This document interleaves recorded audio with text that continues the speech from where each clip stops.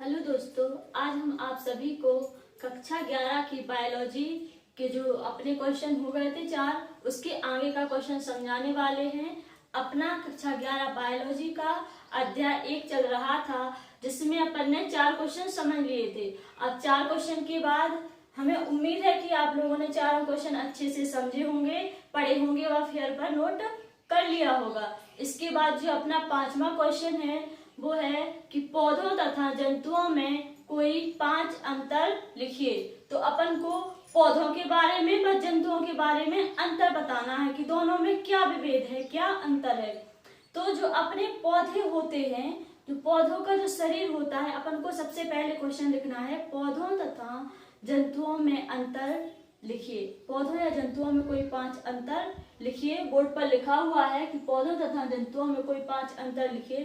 तो सबसे पहले जब अपन फेयर में नोट करेंगे तो इसमें लिखेंगे कि पौधों तथा जंतुओं में अंतर निम्नलिखित हैं, जो कि आंसर में लिखना होता है अपन को कि पौधों तथा जंतुओं में 5 अंतर निम्नलिखित हैं। उसके बाद अपन 2 कॉलम बनाएंगे। तो जो सबसे पहला अंतर लिखेंगे अपन पौधों में, तो वो लिखेंगे कि पौधों का जो शरीर व संगठन होता है वो सरल प्रकार का होता है। पौधों का शरीर कैसा होता है? सरल प्रकार का। पौधों का शरीर व संगठन सरल प्रकार का होता है, जबकि जंतुओं का शरीर व संगठन जटिल प्रकार का होता है। मतलब जो पौधे होते हैं उनकी अपेक्षा जंतुओं में कैसा होता है? जटिल प्रकार का होता है। अपना ये फर्स्ट अंतर हो गया।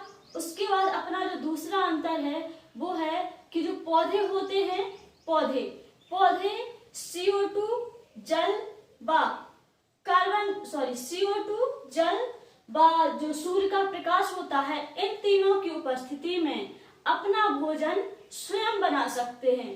पौधे अपना भोजन क्या कर सकते हैं? स्वयं बना सकते हैं। किसकी उपस्थिति में?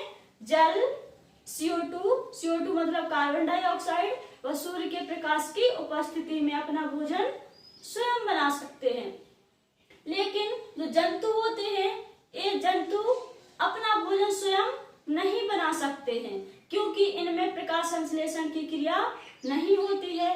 पौधों में प्रकाश संश्लेषण की क्रिया होती है, क्योंकि जो CO2 जल व सूर्य का प्रकाश होता है, तो उसी से क्या होती है? इसमें प्रकाश संश्लेषण की क्रिया, और जिससे क्या बनता है? ग्लूकोज बनता है, जिसे क्या कहते हैं अपन? कार्बोहाइड्रेट। लेकिन जंतुओं में प्रकाश संश्लेषण की क्रिया नहीं होती है और ये अपना भोजन स्वयं नहीं बना सकते। ये हो गया अपने 2 अंतर। उसके बाद जो तीसरा अंतर है पौधों में, वो है कि जो पौधे होते हैं इनके कोशिका के, पौधों की कोशिका के चारों ओर एक सेल्यूलोज की बनी दृढ़ कोशिका भित्ति उपस्थित होती है। काहे की बनी? सेल्यूलोज की बनी कोशिका भित्ति उपस्थित होती है, दृढ़ कोशिका भित्ति उपस्थित होती है। लेकिन जंतुओं में जो कोशिका भित्ति है वो उपस्थित नहीं होती है, किसी की भी कोशिका भित्ति उपस्थित नहीं होती है। ठीक है, ये 3 हो गए। उसके बाद जो चौथा अंतर है अपना पौधे व जंतुओं में, कि जो पौधे होते हैं, पौधे में एक कोशिकांग पाया जाता है, हरे रंग का कोशिकांग पाया जाता है, जिसे अपन क्या कहते हैं? हरित लवक या क्लोरोप्लास्ट। इसके बाद जो जंतु होते हैं, जंतुओं में क्लोरोप्लास्ट नहीं पाया जाता है या हरित लवक नहीं पाया जाता है। ये हो गया अपने 4 अंतर। जो अपना लास्ट अंतर है कि जो पौधे होते हैं ये स्वपोषी होते हैं। स्वपोषी मतलब अपना भोजन स्वयं बना सकते हैं, लेकिन जो जीव होते हैं ये अपना भोजन स्वयं नहीं बना सकते। इसलिए ये कैसे होते हैं? परपोषी होते हैं। अब हम आप लोगों को बोर्ड पर सारे लिख के बता रहे हैं। आप लोगों ने मौखिक समझ लिए, हमने आप लोगों को मौखिक समझाए, समझ लिए। अब आप लोग फेयर पर नोट करना, तो हम पूरा लिख रहे हैं बोर्ड पर, इसलिए आप ध्यान से सुनते जाना। और जहां पर आप लोगों को दिखाई नहीं दे, अच्छे से समझ में नहीं आया कि क्या लिखा है, तो वहां पर हम बोल रहे हैं आप लोगों को पूरा, तो आप लोग लिख लेना। ठीक है, सबसे पहले अपन 2 कॉलम बनाएंगे।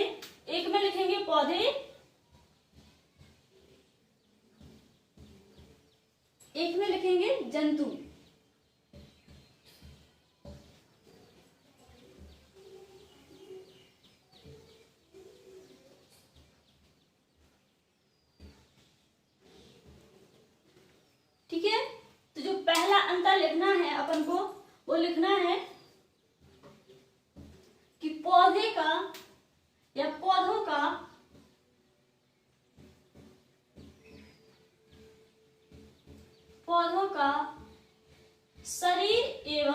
संगठन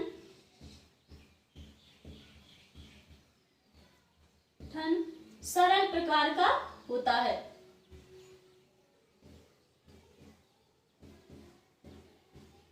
सरल प्रकार का होता है। ठीक है। जबकि जंतुओं में शरीर व संगठन कैसा होता है?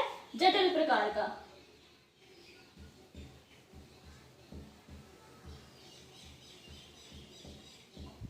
जंतुओं का शरीर एवं संगठन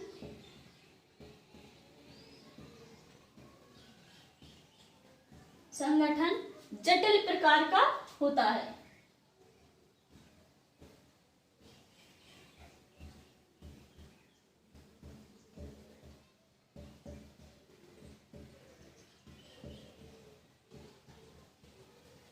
इसके बाद अपना ये हो गया पहला अंतर पौधे व जंतुओं में। इसके बाद है दूसरा अंतर।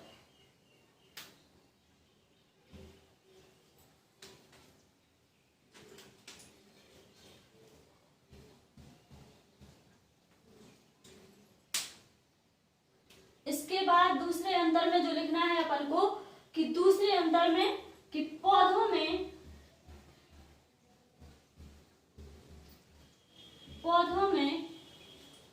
जो कोशिका होती है उसके चारों ओर एक सेल्यूलोज की बनी कोशिका भित्ति पाई जाती है। पौधों में कोशिका के चारों ओर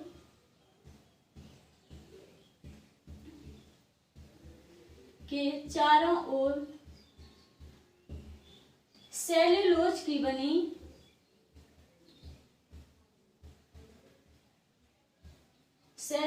की बनी एक दृढ़ मतलब होता है कठोर, दृढ़ कोशिका भित्ति पाई जाती है। कोशिका भित्ति पाई जाती है।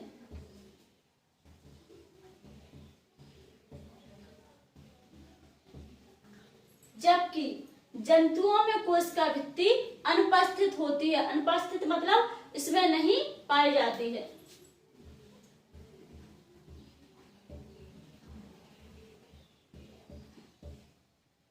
जंतुओं में कोशिका भित्ति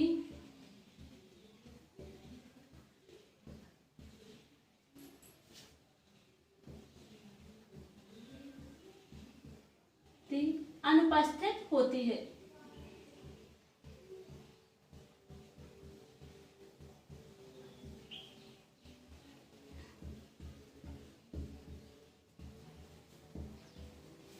योगा अपने दो अंतर।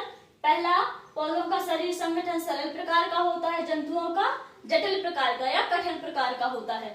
इसके बाद पौधे जो हैं कि पौधों में कोशिका के चारों ओर सेल्यूलोज की बनी कोशिका भित्ति पाई जाती है। इसमें कोशिका भित्ति अनुपस्थित होती है। अब जो अपना तीसरा अंतर है अपना कि इसमें CO2 जल व सूर्य की प्रकाश की उपस्थिति में प्रकाश संश्लेषण की क्रिया होती है, अर्थात ये अपना भोजन स्वयं बना सकते हैं, लेकिन जंतु अपना भोजन स्वयं नहीं बना सकते। इनमें CO2 जल व सूर्य के प्रकाश की उपस्थिति में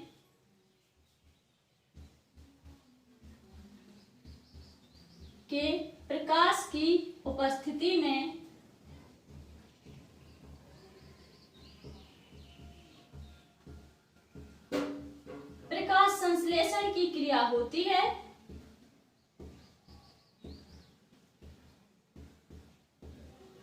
संश्लेषण की क्रिया होती है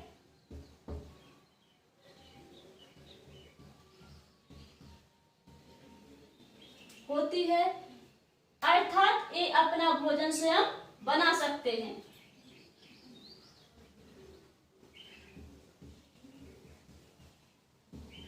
अर्थात ये अपना भोजन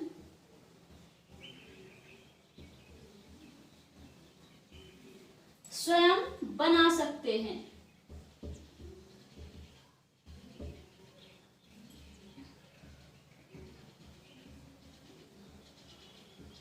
लेकिन जो जंतु होते हैं तो इनमें प्रकाश संश्लेषण की क्रिया नहीं होती है और ये अपना भोजन स्वयं नहीं बना सकते।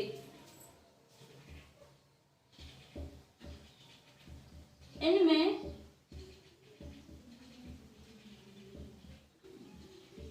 प्रकाश संश्लेषण की क्रिया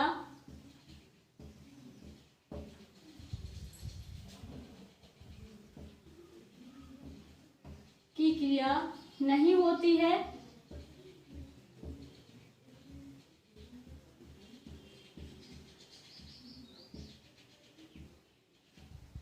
अर्थात ये अपना भोजन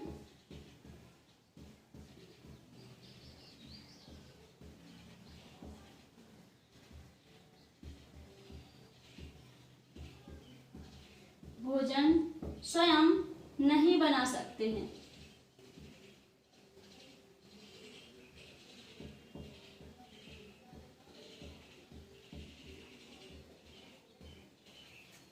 हो गया अपने तीन अंतर। ये अपना भोजन स्वयं बना सकते हैं, ये नहीं बना सकते हैं। इसके बाद जो अपना चौथा अंतर है, हम अब इसे मिटा रहे, शुरू से लिख रहे हैं, फिर से ऊपर से।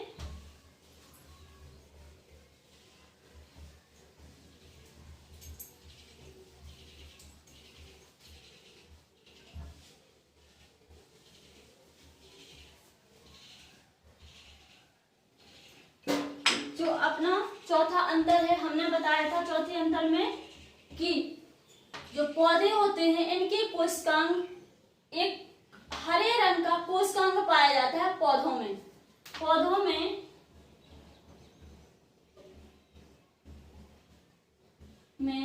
हरे रंग का कोशिकांग पाया जाता है।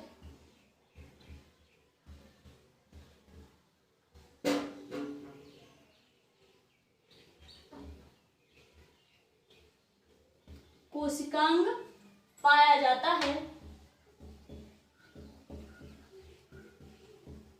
जिसे क्या कहते हैं अपन, हरित लवक या क्लोरोप्लास्ट। जिसे हरित लवक अपन ब्रैकेट या कोष्टक में लिख देंगे क्लोरोप्लास्ट, जिसे क्लोरोप्लास्ट कहते हैं। जबकि जंतुओं में हरित लवक या क्लोरोप्लास्ट नहीं पाया जाता है।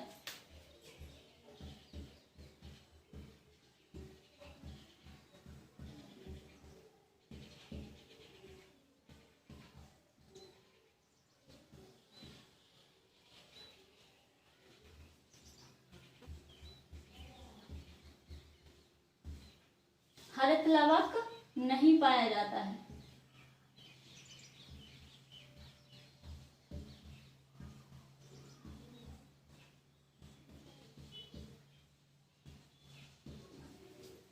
इसके बाद है अपना अंतिम पांचवा कि जो पौधे होते हैं ये भोजन अपना स्वयं बनाते हैं, इसलिए कैसे होते हैं, स्वपोषी होते हैं। जबकि जंतु अपना भोजन स्वयं नहीं बनाते हैं, तो ये कैसे होते हैं, परपोषी होते हैं। परपोषी मतलब दूसरों पर आश्रित होते हैं। ठीक है,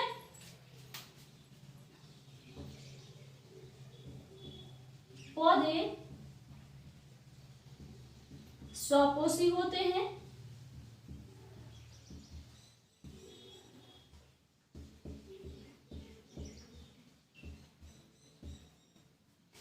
और जंतु परपोषी होते हैं।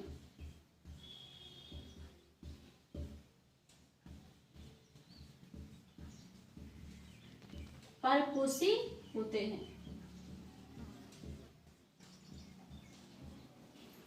ये हो गया अपने पहला क्वेश्चन कंप्लीट। जो अपना पांचवा क्वेश्चन है कैसा हो गया, कंप्लीट हो गया। हमने पूरा आप लोगों को समझा दिया मौके, उसके बाद लिख के भी बता दिया। तो अब आप लोगों को आराम से आ जाना चाहिए। आप लोग पूरा देखना, अच्छे से समझ में आ जाएगा और आप लोग फिर भी कंप्लीट कर लेना। ये हो गया अपने 5 अंतर। इसके बाद है अपना क्वेश्चन नंबर 6वां।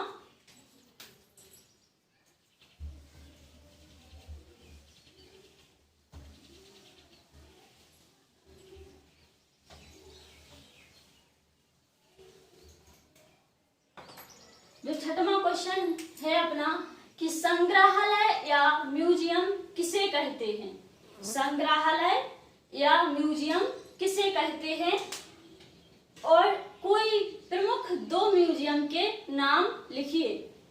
तो हमने आप लोगों को बताया है, अभी बताया नहीं, बताने वाले हैं कि जो संग्रहालय होता है ये जो शिक्षण संस्थान होते हैं, शिक्षण संस्थान मतलब जहाँ पर पढ़ने के लिए जाते हैं, जैसे कि विद्यालय है, कॉलेज है, जहाँ पर पढ़ने के लिए जाते हैं, तो वहां पर आप लोगों ने देखा होगा, विद्यालयों में देखा होगा आप लोगों ने कि वहां पर कुछ पौधे रखे होते हैं। एक फ्लैट्स में जार बोलते हैं जिसे, एक कांच के बर्तन जैसा होता है, उसमें कुछ पौधे और कुछ जंतु रखे होते हैं। कई लोगों ने देखा होगा, रखे होते हैं, सुरक्षित रूप से रखे होते हैं, तो वो क्या कहलाते हैं। जैसे शिक्षण संस्थान में किसी पौधों को या किसी पौधों के नमूनों को एक सुरक्षित स्थान पर रखा जाता है या परिरक्षित करके रखा जाता है, तो वो क्या कहलाता है, अपना म्यूजियम। और सिर्फ यहाँ पर पौधे ही नहीं होते, यहाँ पर जंतु भी होते हैं, कीड़े मकोड़े भी होते हैं छोटे छोटे, और कुछ स्तनधारी भी होते हैं, कुछ स्तनधारी जीव भी होते हैं, ठीक है। और कुछ आप लोगों ने देखा होगा म्यूजियम में कि कुछ जीवों के कंकाल भी रखे जाते हैं। कंकाल मतलब होता है उनकी जो हड्डियों का ढांचा होता है, जीवों की हड्डियों का ढांचा होता है, उनको भी सुरक्षित करके रखा जाता है, ठीक है। तो जो म्यूजियम है या संग्रहालय जिसे बोलते हैं, तो यह संग्रहालय शिक्षण संस्थानों में, जैसे कि विद्यालय है, कॉलेज में, कुछ पौधों व जंतुओं को परिरक्षित करके रखा जाता है, वो क्या कहलाता है, संग्रहालय या म्यूजियम कहलाता है।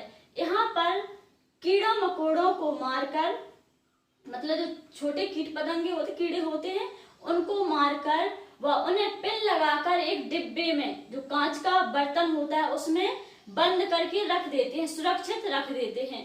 तथा कुछ बड़े जीवों, जैसे बड़े जीव मतलब पक्षी हुए, स्तनधारी जीव हुए, कुछ जैसे केकड़ा है, ये सारे होते हैं, मछली है कुछ अलग प्रकार की, तो उनको एक घोल में, जो परिरक्षित घोल होता है, घोल मतलब ऐसा घोल जो उस कीड़ को खराब ना होने दे, मतलब बेकार ना होने दे, सड़ने ना दे, इस प्रकार के घोल में, परिरक्षित घोल में सुरक्षित रखकर रखा जाता है, मतलब सुरक्षित रखा जाता है जहां पर, ठीक है। यहाँ पर कुछ बड़े जीव, स्तनधारी जीव हैं, तो उनके कंकालों को भी सुरक्षित रखा जाता है। कंकाल मतलब जिससे बच्चों को दिखा सकें, बच्चों को ज्ञान करा सकें कि आखिर ये है जीव कौन सा, ठीक है, कौन सा जीव है, कौन सी जाति का है, कौन सी प्रजाति का है, कौन से वंश का है, ये सब बताने के लिए, ठीक है। इसी प्रकार से पौधों को, उनके अंगों को भी, पौधों को, उनके भागों को भी सुरक्षित करके रखा जाता है, जिससे उन पौधों के बारे में बता सके, ठीक है। तो हम आप लोगों को क्वेश्चन लिख रहे हैं।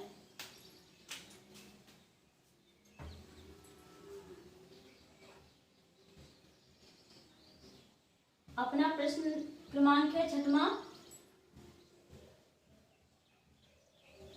कि संग्रहालय या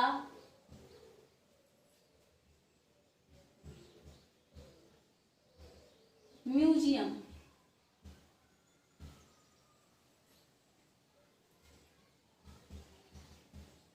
किसे कहते हैं।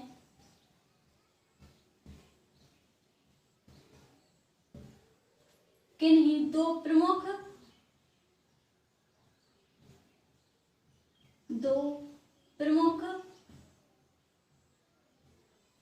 म्यूजियम के नाम लिखिए।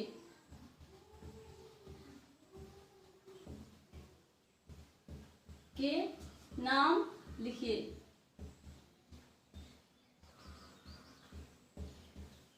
ठीक है, तो सबसे पहले अपन डालेंगे हेडिंग, संग्रहालय या म्यूजियम।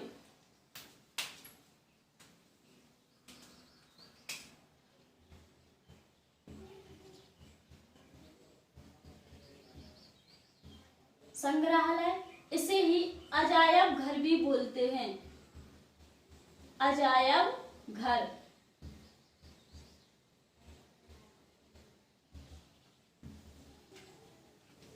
ठीक है, संग्रहालय या अजायब घर भी इसे ही बोलते हैं म्यूजियम को? तो इसकी परिभाषा लिखेंगे अपन कि संग्रहालय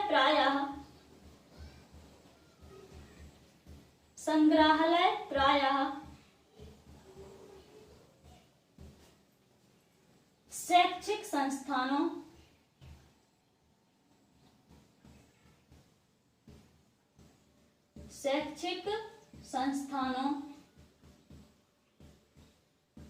जैसे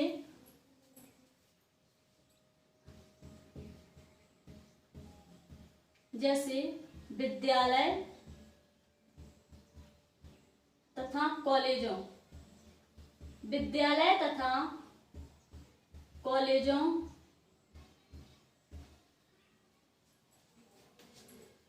में स्थापित किए जाते हैं।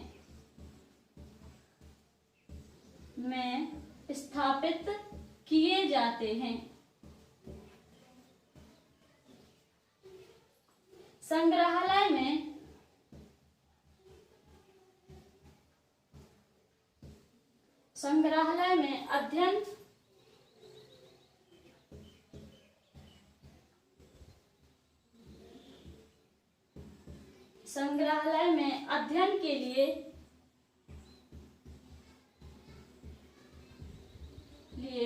पौधों तथा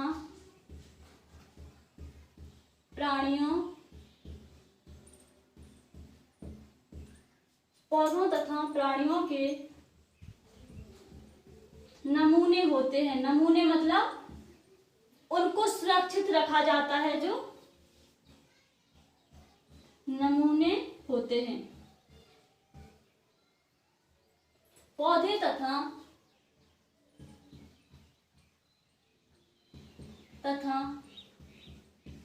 कीटों को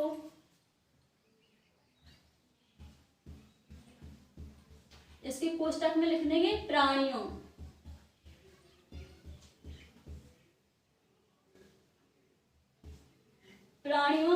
के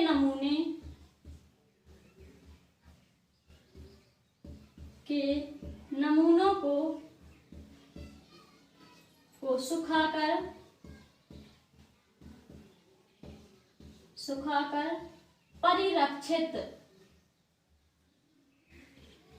परिरक्षित हमने बताया कि परिरक्षित होता है एकत्रित या सुरक्षित, परिरक्षित करते हैं।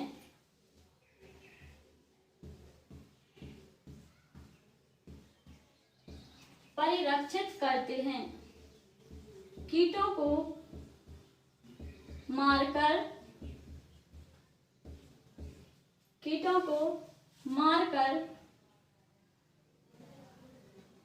पिन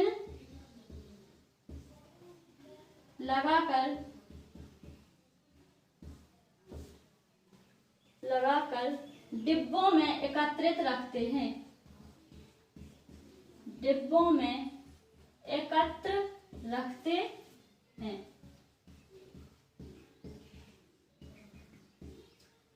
और कुछ बड़े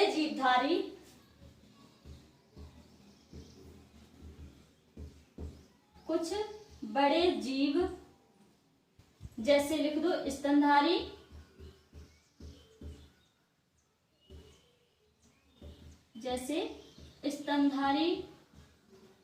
आदि के कंकालों को भी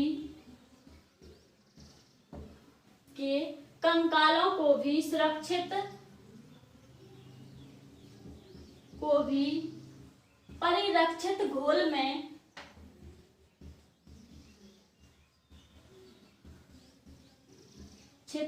घोल में डालकर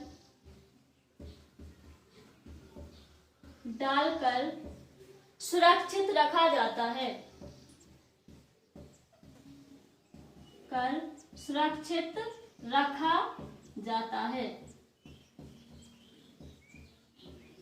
ठीक है, ये है अपना क्या संग्रहालय या अजायब घर, जिसे क्या कहते हैं म्यूजियम। तो ये हो गई इसकी परिभाषा कि संग्रहालय क्या है, संग्रहालय प्रायः शैक्षिक संस्थानों जैसे विद्यालय तथा कॉलेजों में स्थापित किए जाते हैं। संग्रहालय में अध्ययन के लिए पौधों तथा प्राणियों के नमूने होते हैं। पौधे तथा कीटों जिसके ब्रैकेट में लिखा है प्राणियों के नमूनों को सुखाकर परिरक्षित करते हैं। परिरक्षित मतलब सुरक्षित रखते हैं या एकत्रित करते हैं।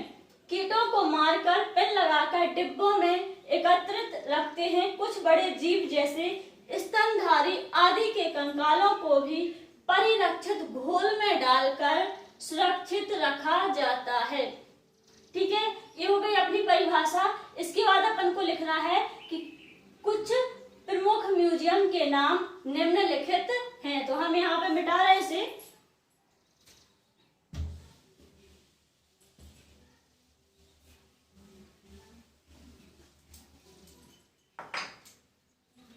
हेडिंग डालेंगे अपन कुछ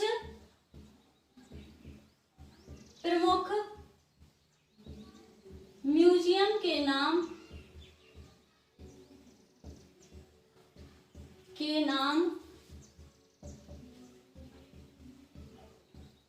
निम्न है।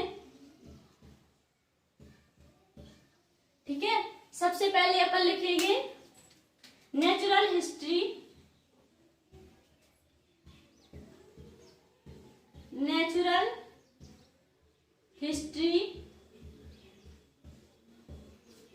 History museum London.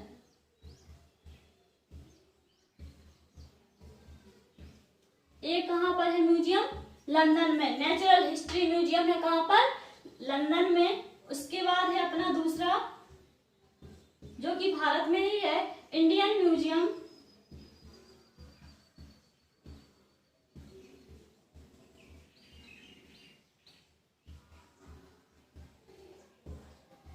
Kolkata. Indian museum Kolkata. तीसरा है अपना Prince of Wales museum Mumbai.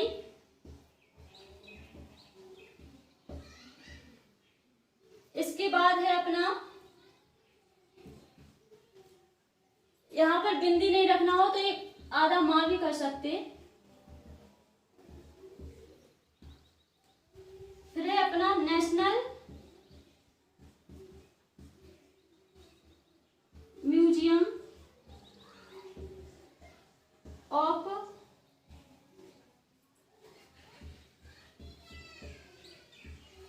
Natural history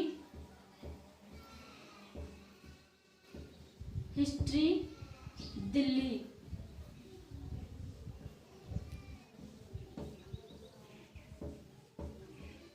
ये है चार, यहाँ पे चार ही लिख रहे हैं।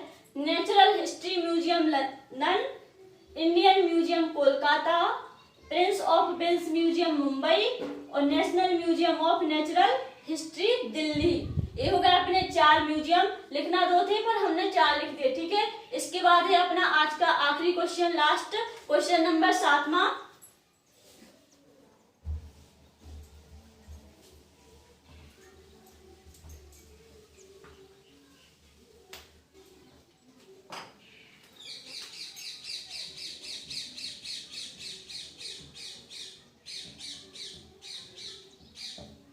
कि हर्बेरियम किसे कहते हैं?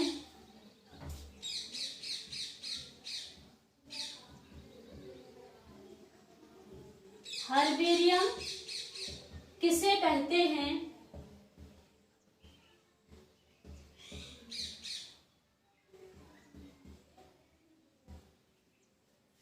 इस हर्बेरियम किसे कहते हैं? हर्बेरियम को तैयार करने में किन चीजों की आवश्यकता होती है? इसे तैयार करने में किन चीजों की आवश्यकता होती है?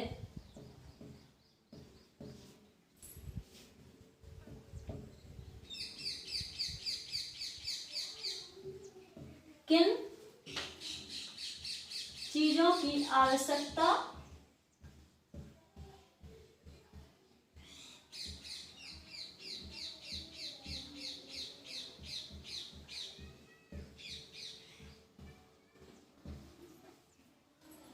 हर्बेरियम किसे कहते हैं, इसे तैयार करने में किन चीजों की आवश्यकता होती है।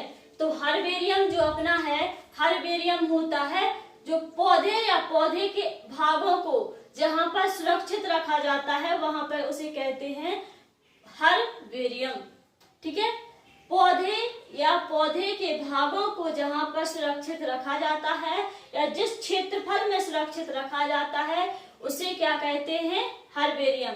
लेकिन हर्बेरियम क्या है, जो वर्गीकरण पद्धति है, वर्गीकरण पद्धति के अनुसार सुरक्षित रखा जाता है। ठीक है, वर्गीकरण पद्धति के अनुसार जिस क्षेत्रफल में सुरक्षित रखा जाता है उसे क्या कहते हैं, हर्बेरियम। तो परिभाषा सुनिए आप लोग अच्छे से, कि वह स्थान जहां पर पौधों या पौधों के भागों को वर्गीकरण पद्धति के अनुसार सुरक्षित रखा जाता है क्या कहलाता है, हर्बेरियम कहलाता है।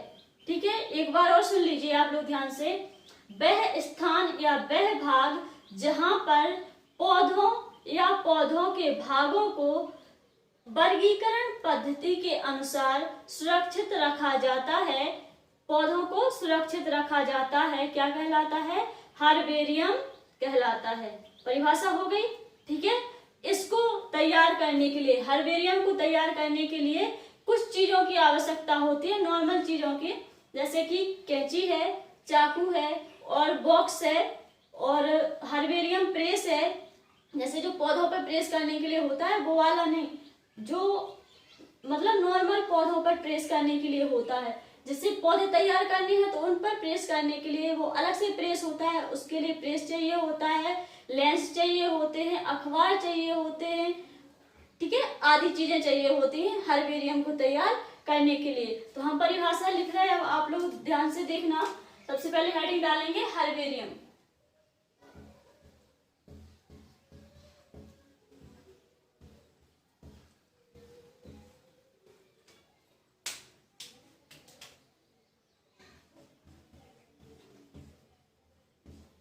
वह भाग या वह स्थान जहां पर पौधों या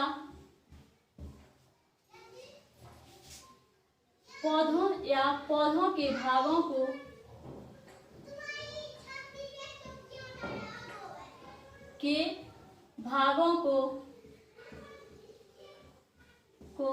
वर्गीकरण पद्धति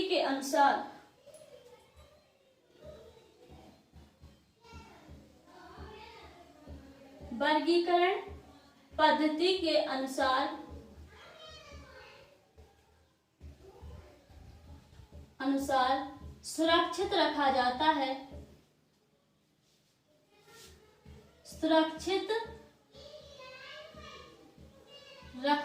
है,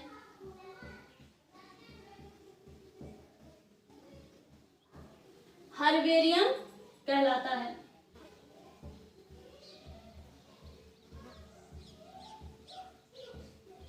हर्बेरियम कहलाता है। ठीक है, अब लिखेंगे कि हर्बेरियम को तैयार करने में निम्न चीजों की आवश्यकता होती है।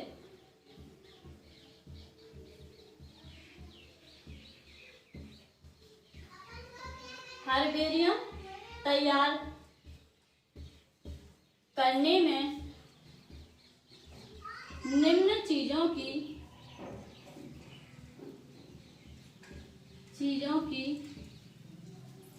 आवश्यकता होती है।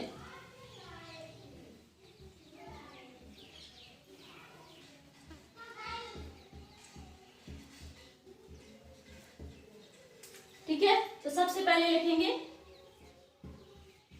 कैंची।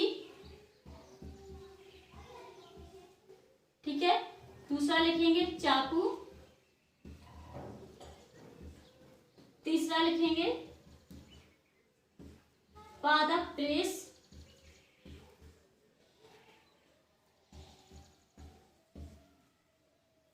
चौथा लिखेंगे अखबार, पांचवा यहाँ पे लिख रहे हैं हम, पांचवा लिखेंगे लेंस, छठवां लिखेंगे अपना नमूनों को रखने के लिए,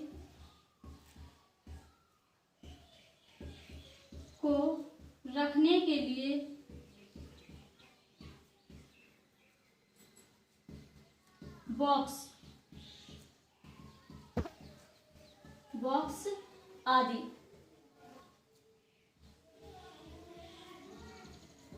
ठीक है, ये हो गया अपना हर्बेरियम। हर्बेरियम क्या है? वह स्थान जहां पर पौधों या पौधों के भागों को वर्गीकरण पद्धति के अनुसार सुरक्षित रखा जाता है, हर्बेरियम कहलाता है। और हर्बेरियम को स्थापित करने के लिए, हर्बेरियम बनाने के लिए किन चीजों की आवश्यकता होती है? तो वो है कैंची, चाकू, पादप प्रेस, अखबार, लेंस, नमूनों को रखने के लिए बॉक्स और आदि। ठीक है, कई चीजों की आवश्यकता होती है। ये हो गया अपना पूरा। इसके बाद आप लोगों को हमने तीनों क्वेश्चन समझा दिए हैं। आप लोगों को उम्मीद है आप लोगों को अच्छे से समझ में आएंगे। तो आप ध्यान से देखना, अगर आप लोग इस वीडियो को पूरा देखते हैं और आप लोगों को अगर ये वीडियो पसंद आता है तो प्लीज आप लोग वीडियो को लाइक करें, शेयर करें, और अगर आप लोग हमसे पहली बार जुड़े हैं तो प्लीज चैनल को सब्सक्राइब करना ना भूलें। धन्यवाद।